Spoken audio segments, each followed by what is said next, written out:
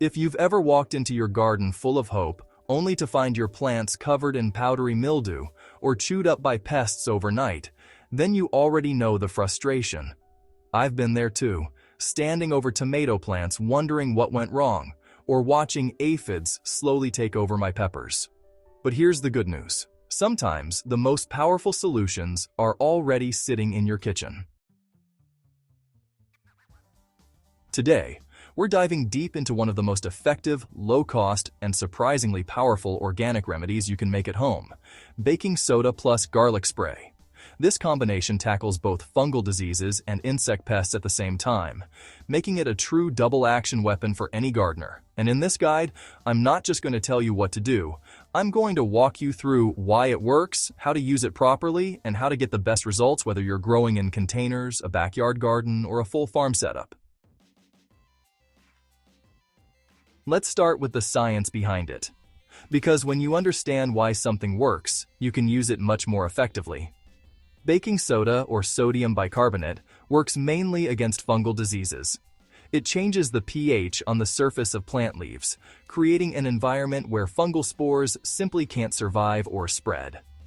Most fungal pathogens thrive in slightly acidic conditions, so when you spray baking soda, you're basically flipping the script on them. Garlic, on the other hand, is a natural insect repellent and antimicrobial powerhouse. It contains sulfur compounds like allicin, which insects hate and microbes struggle to survive in. That strong smell we notice? Pests notice it too, and they stay away. Now imagine combining the two. You get a spray that disrupts fungal growth, repels and even kills soft-bodied pests, strengthens plant resilience, and does all this without harmful chemicals. That's what makes this combo so effective and so valuable for organic gardeners. This is not just a one-problem solution. When used correctly, this spray can help manage a wide range of common garden issues. Fungal diseases like powdery mildew, black spot, and early blight are some of the most common problems gardeners face. You'll often see white powder on leaves, dark spots spreading, or leaves yellowing and dying prematurely. Baking soda targets exactly these problems. At the same time, garlic helps control pests like aphids, whiteflies, spider mites, and even some caterpillars. These pests either get repelled by the smell or disrupted by the compounds in garlic.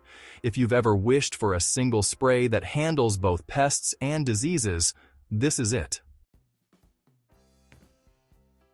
Now let's get into the part you've been waiting for, the actual formula. The key here is balance. Too much baking soda can harm your plants, and too strong garlic can stress them. So we want a mixture that is effective but gentle. Start with about 1 liter of water. To this, add half a teaspoon of baking soda, not more. This is where many gardeners go wrong. They think more equals better, but with baking soda, that can actually burn leaves. Next, prepare your garlic extract.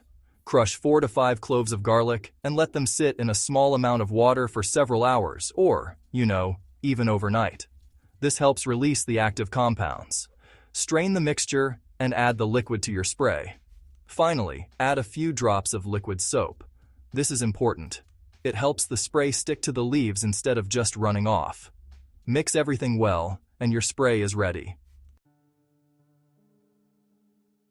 Application is where the magic really happens, or where mistakes can ruin results. Always spray in the early morning or late evening. Never spray under direct sunlight because the combination of moisture and sunlight can scorch leaves. Focus on covering both the top and underside of the leaves. Many pests, especially aphids and mites, hide underneath. If you only spray the top, you're missing half the problem. Consistency matters more than intensity. Spray every 5 to 7 days, and after heavy rain. This keeps the protective effect active without overwhelming your plants. If you're dealing with an active infestation or disease outbreak, you can spray every 3 to 4 days for a short period until things improve. Let's talk honestly for a moment, because this is where many people fail with homemade sprays. The biggest mistake is overusing baking soda. It might seem harmless, but in high concentrations, it can disrupt plant cells and cause leaf burn. Stick to the recommended amount. Another mistake is skipping the soap. Without it, your spray won't stick properly, and you'll lose most of its effectiveness. Also, some gardeners expect instant results. This is a natural solution. It works steadily, not instantly like chemical pesticides. Give it time and consistency. And finally, not testing before full use. Always test the spray on a small part of the plant first and wait 24 hours. This helps you avoid damaging sensitive plants. One of the great things about this spray is how versatile it is. It works especially well on tomatoes, cucumbers, peppers, and squash, plants that are often attacked by both pests and fungal diseases. Roses also benefit greatly, especially from protection against black spot and aphids. Leafy greens like kale and spinach can also be treated, but use a lighter spray and always rinse before consumption. If you're growing herbs like basil or mint, test carefully. Some herbs can be sensitive, so a diluted version may be better. Even though it's natural, it's not always appropriate. You should avoid spraying during very hot weather, since high temperatures can increase the risk of leaf burn. Don't apply it to drought-stressed plants either. If your plant is already struggling, focus on watering and recovery first. Also, avoid overuse. Even natural solutions can build up and affect soil and plant health if used excessively. Now let's take things a step further for those of you who want even better results. You can enhance this spray by rotating it with other natural treatments. For example, alternating with neem oil sprays can provide broader pest control and reduce resistance.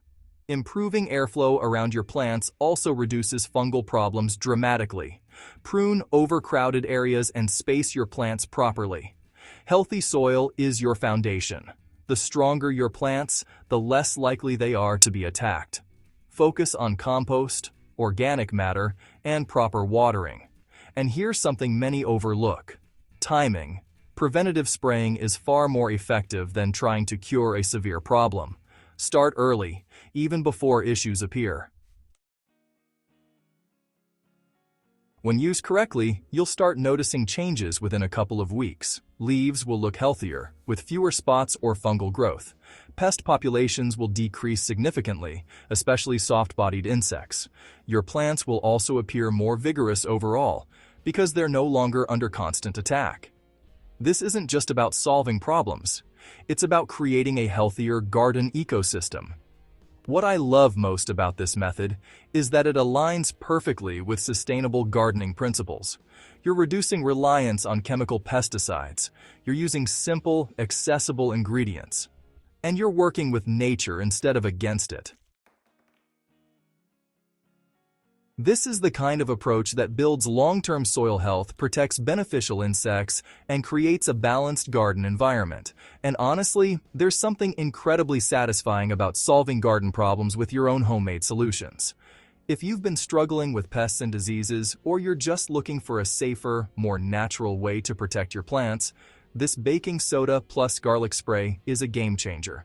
It's simple, affordable, and incredibly effective when used the right way. Remember, gardening isn't about perfection. It's about learning, experimenting, and improving with every season.